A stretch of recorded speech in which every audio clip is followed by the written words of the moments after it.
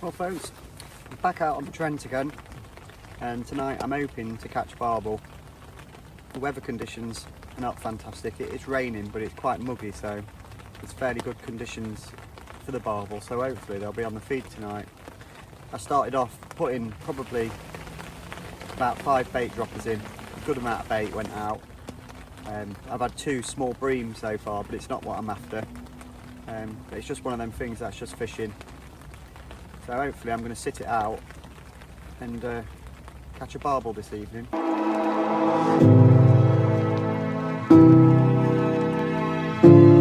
Did it get any bigger? That is the question.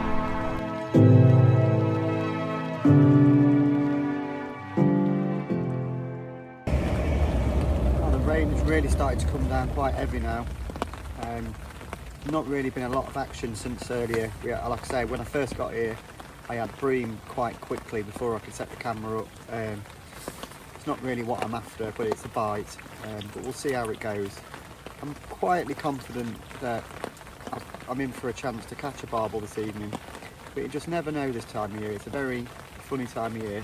A little bit of extra water on the river, which can only help really. So we'll just see how it goes, and then we'll go from there.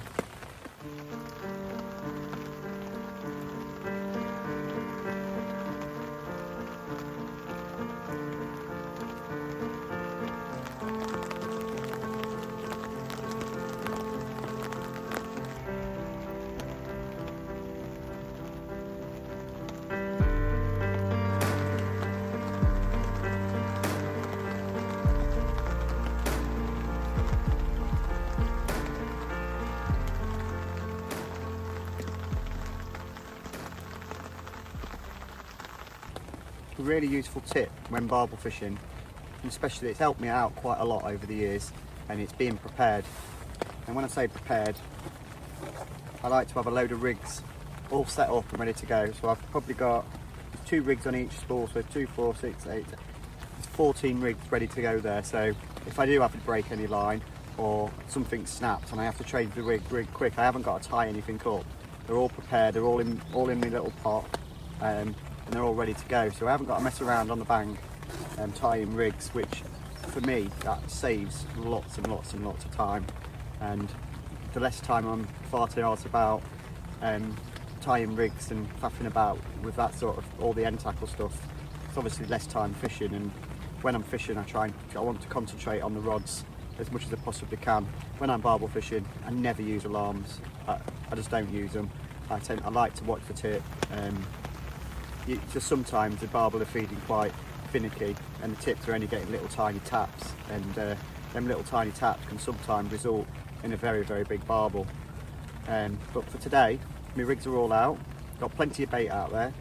Hopefully I can report back a little bit later with a nice fish on the bank. It's time to refresh my rods, so I've put a fresh bait on and I've got a PVA bag, and this is how I attach them. It's not the conventional way.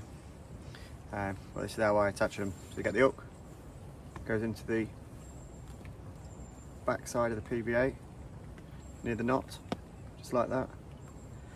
Or goes over that way, so that's nice and tight, and wrap it over. And where this knot is, just simply wrap it round the knot and pull it tight. And as you can see, that holds it in place. It protects the hook because the hook's buried in the bag, and when I get out there, that parcel is a nice parcel of bait around the hook. Don't get me wrong, it does drift with the flow a little bit, but it's not far away from a bait as soon as that hits the deck. So helpful little tip, an easy way to attach your PVA, but bear in mind you can only do this with supple braided hook link, and this is why I use a combi link. I have a Albright knot under a bit of tubing, and then I have probably 2.5 foot. There's the swivel down to there, there's where the Albright knot is, and then I have an extra, I would say 13 inches of supple braid. It's a handy little tip to get PVA bags out there in a nice neat pile. decent sized bait dropper, plenty of bait in there. Keep topping it up.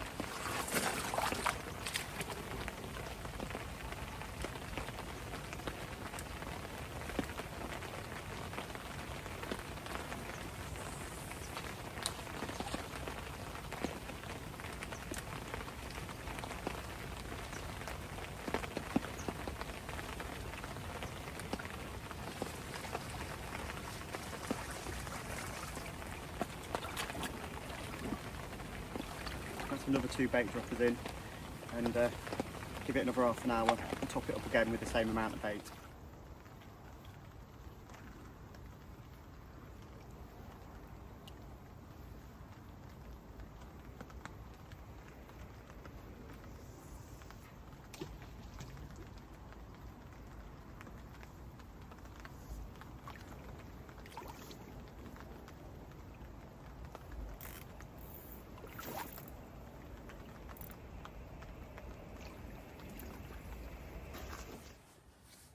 The light is definitely starting to fade now.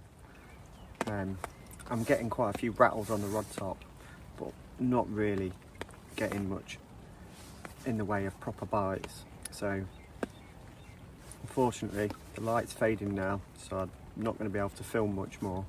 But if I do get a take, I'll get the lamp out and I'll try and get a little bit of footage of the fish. But if not, it'll be a blank, and that's just fishing. Can't win them all. It's just the way it goes. Better luck next time, I suppose. But we'll see.